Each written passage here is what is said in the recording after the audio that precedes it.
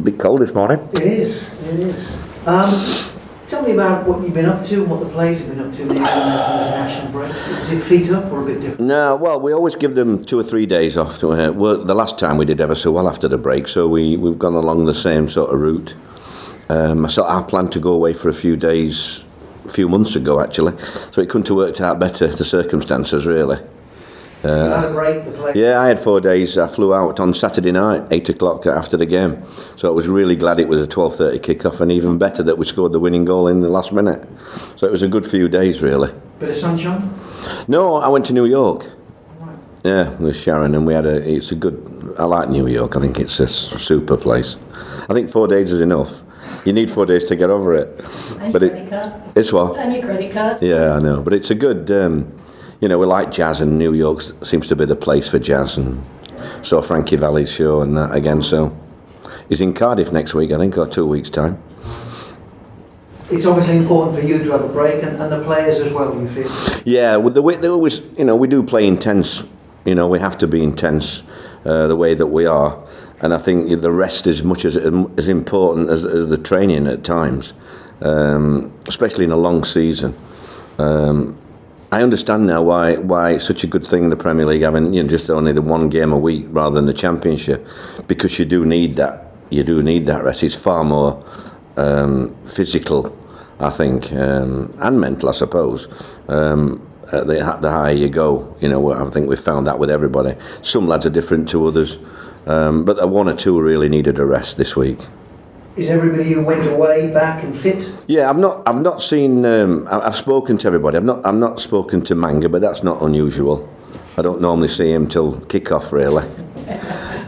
But we just let Bruno get on with his own thing, Bruno. But everybody else seems to be back and raring to go. And the players who were struggling for fitness, are they coming back? Yeah, they've had a good week. Them. Kenzaho's not. He's not responded really. We're disappointed in. He's only got It's only a slight calf, but it's just taken. It seems like an eternity to get right. Jazz Richards had a good week. He could have. I know that. He probably needed a break as well, because he's been hard with his injury. But I asked him to have an intense week, and he's had that. And he seems to come back all right, and hopefully, on Tuesday he was flying, and he had a good full week last week, which everybody on the fitness side told me that's what he needed really, to try and get a full week's training. So we're pleased with that, and I can't think of anybody. Mendes Leng had an hour in the 23s, as did Gary Medine. Because Gary's he struggled the last few weeks as well with a little niggle. So they both. I mean, Gary wanted to play, which is great for me. It was at the stadium, so that was, I think it was a good workout really for the lads there, and they both scored a goal, which helped as well. So is Mendes Lang in contention for this week? No, I don't think so. No, I don't think so. It's when you've been out as long as he has, and he's so explosive, is Mendes. So I think we've just got to be a little bit careful with him at the minute. Make sure he's right when he comes back, because we're going to need him over busy. It's going to become a really busy period now. If you look at the last few weeks, maybe by your standards, you normally have this relentless energy and positivity about the game. You seemed a little bit downcast last few weeks. Had 2 wins in 4 games revived you? Yeah, I think any manager, when you're not winning, is not going to be over the moon really. I think you've just got to, you've got to make sure that your players know how you feel, and I think the training's been excellent. Kevin Blackwell and Ronnie Jepson have been superb really, and if I am a bit down, they make sure they give me a kick up the backside, and similar wise like I do with the players. So. But we've not noticed anything like that. Even before, when we weren't getting the results, the training's not been bad at all. When you talk to people like Harry Archer, who's obviously been elsewhere, and and they know it's only been the fine margins, the mistakes we've made, which have cost us so dearly. You look at the people like Brighton, like the last game we played, but they had 3 1-0 wins. Probably a little bit fortunate in the odd one. Newcastle away. I think Newcastle had 20 odd shots, are you with me? A bit like it was against Burnley. It could have easily gone the other way, these games. So it is a fine margin. You need a bit of luck. Sharon Ted are going to have a bit of luck, so good lass for saying that. When you look at the table now, Neil, after a little bit of a break, you must be fairly optimistic about the chances of... Well, I don't think anything's changed as such. I think obviously when you win games, you get that belief. The players get that belief. I think we can do better than what we've done. We have got to eliminate mistakes. It's as simple as that. Even the goal, I know Sol redeemed himself, but the goal, we give away is an elementary mistake really at the back. So we've got to eliminate those and continue to try and put teams under pressure. And I think the next few games, although they're difficult games, we're not playing against those top 3 or 5 or 6, which are really beyond us. Although Everton are this weekend are probably on form as good as some of them up there at the minute. We could have done with playing them earlier in the season. It was a bit confusing after the Brighton game what had happened with Sol and the referee and the shirt and so on. Now you've had time to maybe look back at that. Have you had a word with him and say, look, you need to keep your shirt on because we can't afford to lose you? No, not at all, really. I just, I didn't understand at the time. Martin obviously didn't see it and he didn't get help from his assistants, really. So, Sol got away with one there, but I said to the referee before the game when he warned us, as I'm sure you saw my quote, I said, I hope 3 of my lads get booked today, because we don't score that many. So it's, it's just one of those things, really. I think because of what happened the week before, where I don't think, I thought the week before was, ridiculous, really. I don't think that the referee Lee Probert would have got any marks deducted for not booking him that in that particular game. But comments, that's life, isn't it? We're sitting down with Sol later for an interview. Tell us the impact that he's had for you at this club since you brought him. Well, he's done what I've always thought he could do. I've always wanted, before I signed him, for 2 or 3 years before that, I spoke to him numerous times when our paths crossed on and off the field. And I always thought that my kind of management would suit him, if I'm honest. I don't think you can be too intense with Sol, because for a big lad, he does take things hard at times, and for all, behind that, the jokes and the laughter, which is, he is. I mean, he's the biggest moaner at the club, and if he's not moaning on the training ground, there is something wrong. My referee decision. In fact, usually when I referee the games, I actually give things against him, even if they're not, just to get him moaning. But deep down, he really cares. And all along since I met him, we were in the bottom 3 in the Championship. I've told him all along that he can play in the Premier League, and that I wanted to get there, and I'm sure he could contribute to me getting there, and he has done enormously. Similar to Junior in that respect, when they both come, castaways really. Nobody wanted them, and I think it just shows what is around and what you can do with people like that. I think it's great for me to see players like that playing at the top level, because I feel enormous pride when I see things like that. Tell us about Everton. What have you made of them? How difficult is this game? Yeah, you've only got to look at. People look at stats, but they're the hardest working side in the Premier League at the minute, and they've got some quality players. When you look at the Richarlison up front, and a lot was said about the price, 45 million, when they signed him or whatever it was. But I think the manager knew what he was doing. He'd had him at Watford, and exactly now he's probably worth double that. I think, for Brazil, he's looked superb. Sigurdsson, who obviously Aaron knows, he's had a couple of weeks holiday now, hasn't he? Ready for us, whereas Aaron's had to go all over the bloody world. So that will, be interesting to see if he plays on Saturday. So they have got good players. I mean, Jagielka speaks really well of the whole club. Bill Kenwright's done a fabulous job over the years, and now he's got the backer that he's always looked for. So there's no reason in the next sort of 4 or 5 years that they can't push in that top 5. I think when I look at what they have got, the plans for the stadium, and also it's exciting times for Everton fans, and they've had some lean spells, but I have a lot of time for the club. I've always thought it was a good club, and I've always done quite well there, if I'm honest, as a manager. So it's hopefully that can continue. You've had a couple of home wins, an away win would help, wouldn't it? Yeah, absolutely, yeah. I mean, I think everybody knows, talking to Chris after the Brighton game, you know that if you're going to stay up, it's going to be your home form that keeps you up. But you have to pick up points away from home. And away wins are so few and far between for the bottom clubs. You've just got to get what you can out of that, But I think over the next few weeks, the fixtures that we've got, we have an opportunity. You do hope, like I say, Everton. You would have liked to have played them earlier on in the season, really. Now they're at full stretch, but I think it also gives us an opportunity, really, to play a team like Everton, because they're at home. They've got a good crowd. They've got energy and good players. So it'd be good to test our strengths against a team like that, really. Just a couple more from me, wider afield, Neil. Couple of managerial changes since we were last here. Ranieri going into Fulham, and obviously Martin O'Neill yesterday leaving the Island job. What did you make of those two changes? Well, I'm obviously disappointed in Slavisa leaving his job.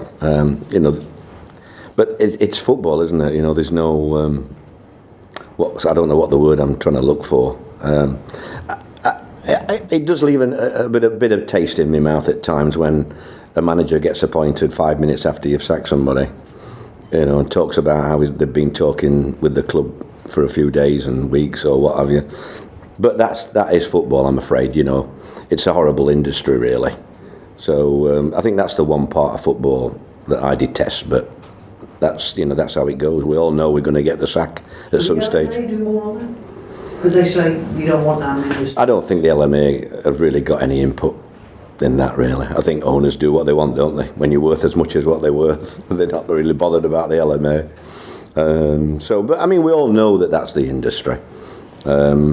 It's just it is. But people forget. I mean, all of the managers down the bottom end know that could easily be around the corner. Vincent tells me every time I see him how many managers and agents are ringing him up, telling him to sack me and bring this manager and that manager. They're all great managers that they want him to appoint. And when I do eventually leave, whenever it is, it'll be interesting to see how the club moves forward. So it's owners have a lot of difficulty because they get a lot of influence from outside information. And when things aren't going well, they tend to listen a little bit longer than they would do normally, and it's quite easily to lose faith or to think that the grass is always greener. So it's, that's the industry that we're in. And the announcement that VAR is coming in next season. I'm delighted. I know, like you could say last week, but I think it benefits the smaller clubs a bit more than the bigger clubs, me. I think it will do. I think we will get more opportunities to, because I do feel still that it's very difficult for linesmen with 50, 60,000 fans to get everything right when they're not sure. It's human nature. So I think VAR will only help the honesty of the game, really, because they don't make decisions like that on a purpose. But without a shadow of a doubt, right from me being a kid and watching my dad, they're influenced by crowds and by situations, and without knowing that they're influenced, it's almost a psychology thing that if it's close and they're not sure, and it's so quick nowadays. I just think they need help. And we've got the best referees in the world, make no mistake about that. I can have a go at one or two here, but chances are I'll go in after a game and say, I still wish we had you every week. Because they are top notch in our league. But to make us even better, VAR will eliminate so many things. I think if they do it right, and they are working hard, we had a meeting a few weeks ago, they are working hard to get it right. Because the thing is, two referees can look in the monitor and have different opinions. So as long as they go with, if they're not 100%, they've got to go with what the referee decision went with. That's what the hardest thing. They can't just change his mind because it's their opinion. I think that's the sort of grey area. But I think it's a fabulous thing to come through, mate. Thanks, Neil. Yeah, morning.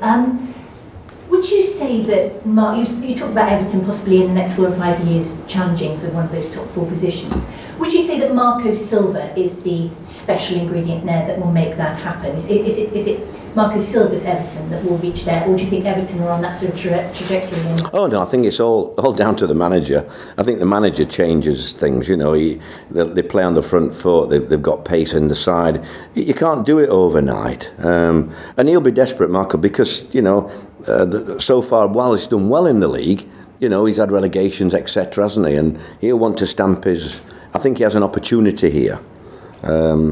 I've been in that situation before where he was at Watford, and it does take your mind off the game when people chase you and wave things in front of you.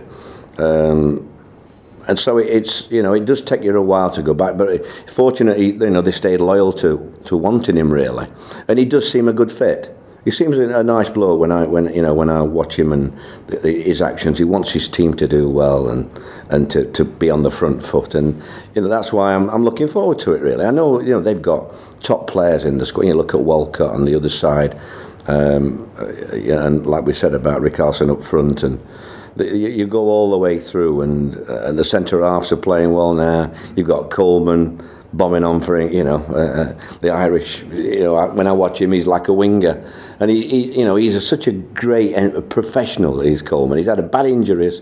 When I watch him play, he's my type. I'd have him tomorrow. That's my kind of fullback. That he's so enthusiastic and never lets things get him down. Comes back from a horrific injury, and all credit to him. He's a top player. Him. Tempted to put a bid in January? I don't think we could afford him, if I'm honest. But I'll try and ask Sol to have a word with him on the pitch after the game if he's unhappy.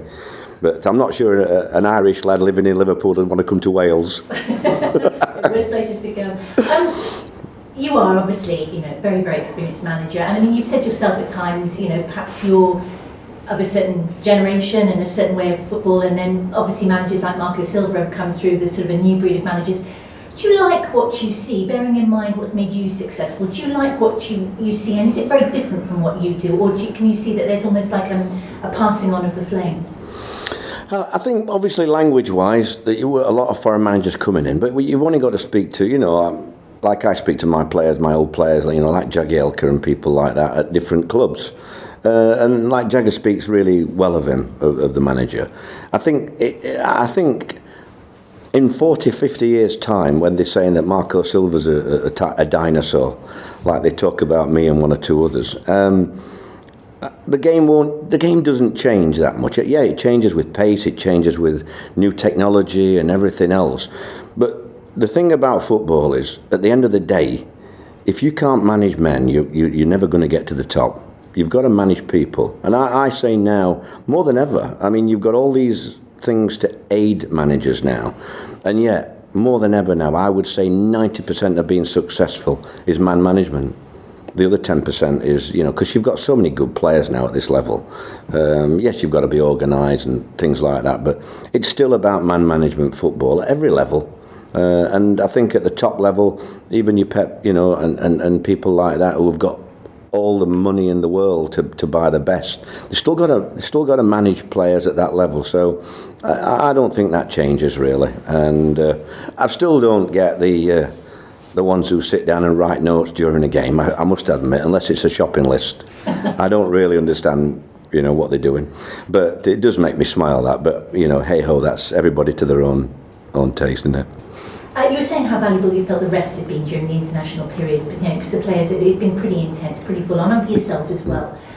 But obviously, momentum is a much lauded thing in football. Going into this Everton game, with the benefit of hindsight, are you still very glad you've had that rest? Do you think the players are fresh and that's going to be the advantage, or could you have done with building almost immediately on the Brighton game? Well, we're running out of players really. I think I'm just, even to get Jazz Richards and Peltier came on the last game. In fact, a couple of lads that had been out injured come on, who weren't really fit. So to get them another few weeks and Jazz Richards now to become available, it's really helped us really. And people like Gunners. Gunners he doesn't train for us every day. He trains once, twice a week. He doesn't not train, but he doesn't do the gameplay that we do until later on in the week, because he has to use his injury and what have you he's got, and we've said to him all along, that's why going away with the international team was you know, it was a big risk. But, you know, when I knew that he'd only play the Saturday game because he had to manage the condition that he's in. But listen, I'd rather him play a Saturday game for his country. It's a fabulous country, that, really, for him. And to do what they've done, he wanted to help the new manager. And that is, you know, you get what you see with Aaron. So I can't stop with him. But I know he knows how important it was for me that he's right for Everton. Because, you know, quite honestly, we can't, in one player we can't do without with it in a minute.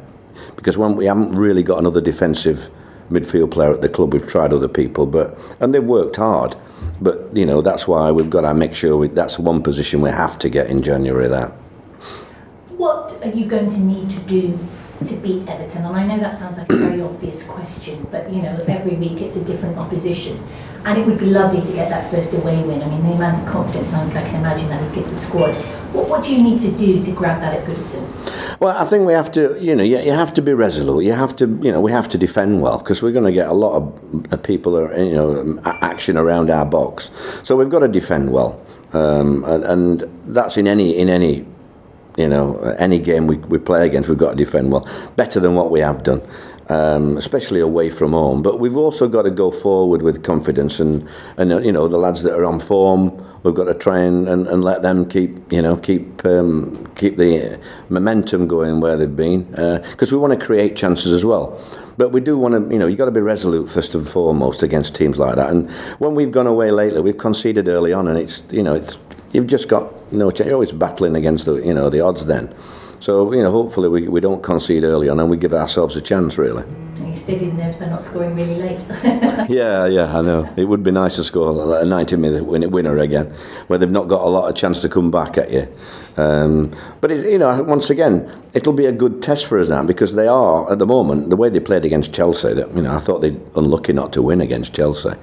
The way they played, so we know how difficult it's going to be. You know, like you say, catching them at the wrong time. But I just think it's a good test for us now, because Goodison's a good, you know, it's a good ground, good atmosphere. Our fans will be there in large numbers, and then we know we've got games up to Christmas on a similar footing. You know, where we've got opportunities, especially at home. We've got opportunities to get points. So. You know, let's go. I'm sure the fans will look forward to another journey up there, but hopefully not the same result. Yeah, absolutely. Great to come back with those wins. Last two questions from me. Didier Drogba has announced that he's retiring from playing. Sum up for me, from a managerial point of view, what you think of Didier Drogba and you know, what impact he's had on the game of football. You obviously don't know my background regarding Drogba.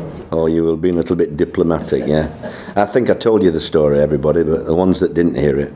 I have a scout in France, or well, his scout is a friend really, called Laurent de Jaffo. And when I was at Sheffield United, he said, I've got a good lad, Gaffer, I've got just your type, because he knows what kind I'm looking for. He says he's aggressive, big, he's no slouch, he'll score goals. He's in the second division in France. I said, oh, Lauren, I can't sign anybody from second division in France. He says, Gaffer, I'm telling you, he's a good player, he'd be a good player. How much do they want? 100 grand. I said, oh, I can't be spending 100 grand. And bloody chairman will go daft here, second division, you know. And I think when he went for, I don't know how many million, 10, 15 million, you know, every time he went, he used to text me. He's now playing at Chelsea, boss, you know, and all that lot. So he never leaves it down. So one that got away, eh? But he's been a credit to him, hasn't he, really? And for a manager, he's a manager's dream, not just up front the way he is, because he keeps your defenders occupied every minute of the game. But his defensive qualities are unbelievable for a striker. You know, even now we work hard on trying to defend, but it's not easy to get even defenders defended. You know, I've got Pater, who I'm trying to get him to become a defender in the box, but Drogba just did it automatically, and such a leader. I mean, I watched him at Wembley. I remember jumping up when he scored the winner. I think it was against Man United in the Cup, when I was desperate for Chelsea to win that game because I felt let down by Man United with the Tevez thing. So I had a double on... was it Inter Milan? I had a double on Liverpool to lose the Champions League and Man United to lose the cup final. That's the only time I've ever bet. I don't think I'll get done for that, will I now? But I had a bet on them two too, because I thought justice will see them two lose, Liverpool and Man United, and they both come through. I remember jumping up with James and giving him a big hug when Drogba scored, I think it was. So, enjoyed those games. I bet you did. And finally from me, I know probably a little bit early, but obviously, you know, the big birthday coming up next weekend. Are you looking forward to it? Are you sort of, you know, planning to celebrate it? I mean, obviously the 3 points would be lovely. Yeah, I mean, you don't celebrate your birthdays when you get past sort of 50, really. I think it's a difficult thing, really, because I don't feel my age. I know I was going to retire at 55 originally at Sheffield United. That's what my intentions were. But I do, you know, I'm really pleased that the football, the Premier League and the Sky have managed to help me by bringing the game forward 24 hours. A friendly game against Wolves, which no doubt will whet the appetite. It gives me a nice Saturday afternoon and Saturday night out with the family before we get on to the West Ham game. So it's nothing really changes. I think it's just difficult when you do sort of get to my age and you're still working, because the lads keep me young. The day-to-day environment, which I don't think you can replicate when you do pack in. But you know, when you do get to my age, you look at the papers and the news, and everybody you know is passing away. And there's all sorts of things going on in the world, and tragedies and etc. So I think you have just got to grasp everything while you can, really. And hence, probably the best 4 days of my life at New York with my wife. We had an absolute amazing time. I've got to tell you the story. The last day we're there, we book a lunch, a romantic lunch, middle of Central Park, a place called the Boathouse. So we booked this table 2:30 because we're flying out in the evening. And we're walking in through Central Park to get to this boathouse. Well, we actually got a horse and carriage from the hotel to Central to this there. And as we driving through and clippity-clop, and just before we get there, we look up and the first snowflakes came down. And so, because we go into this table, and I just said to her, "See, darling, I've organised everything. Even a few snowflakes for you. I've had a word this morning, and it's come good." So you know, you've got to. For me, that is life. You know, I just love moments like that, and that's why I love my lads. And it's great for a manager. Whatever happens with us, I know that my team are giving me everything they can. I know the fans are unbelievable. They never get on anybody's back. They treat every game as a bonus. It's an amazing. I don't think it'll ever happen again here. I can't see it ever happen again in Cardiff. I think this is a unique season that the fans have said, right, we are going to give them everything. And, you know, there's a lot bigger clubs than us down in the relegation battle. And it'll be interesting because some of those clubs aren't used to being down there either. So I think there's still 9 or 10 clubs in that area. And yes, we're one of them, but, I think we've just got to take it like that, like 70 birthdays, let's worry about the next few months. You've got style, Neil Warnock. Congratulations. Good luck for the weekend. Yeah, thank you very much. I was going to say, difficult to follow up. I was there last summer, actually. Lovely place. Talk about that relegation battle. I know you've kind of played Cardiff's chances down. Maybe has that been a kind of ploy to take the pressure off the players sometimes? Not really. Probably a Yorkshire, telling the truth, a Yorkshireman, it's difficult. You could fudge it, can't you? You can, but who are we kidding, really? I could say, no, I think we'll stay up by a mile and all sorts of things. I just think if you tell the truth, 9 times out of 10, yeah, you'll still get one or two fans thinking, well, what's he saying that for publicly and all that. But I think, the bookies, you've only got to look at the odds to know that I think ourselves and Huddersfield are really miles out, on the odds on that. But both great clubs. Huddersfield, such a fabulous club. I had a great time there. Dean and I think Wagner's doing great. So similar in that attitude, I think he's already come out and said the manager's not going whatever happens if we get relegated, I don't think Vincent's done that just yet. But I wouldn't want him to anyway. I think we've just got, as a club, we know we're in that situation. I look at us. When we play the good teams and you look at the quality they have, and when I came to the club, we were wanting to survive, and we did that by bringing players into the club. Some didn't last long, and we parted company, but we moved on then, and then through the summer, and then we built a team that we thought would get in the playoffs. Are you with me? But unfortunately for us, we went up. And so we built that, and then in the summer we built another team to try and survive. If you look at our team now and you look at where we started, we're probably 5 times better team than we were then in the space of just under 2 years. So we've moved on that quick. But when you look at the quality in the Premier League, we've also got to move again now to stay in the Premier League. And so we've moved 5 times where teams really only have to move twice. So it's an amazing thing when you look how we've moved on and the type of football that we play. You know, the equalising goal against Brighton, you know, where everybody thinks, but you know, we're all long ball and everything. To see that many 16 passes was fantastic. And then, you know, I get real pleasure when my lads text me when they're watching England, and England would never have scored in a million years, and they're losing 1-0, and what do? Gomez takes a long throw. But that's fantastic for them, England. Are you with me? If that was us, it would be, wow, can you believe that kind of football? Do you know what I mean? So I get pleasure when Sol texts me, Gaffer, have you seen the equaliser for England? You know, Mozza and all them others. Because there's nothing wrong with a long throw at the right time. It's just an amazing... I just smile me at times because football doesn't change. That people want to play the perfect football. But sometimes it doesn't work.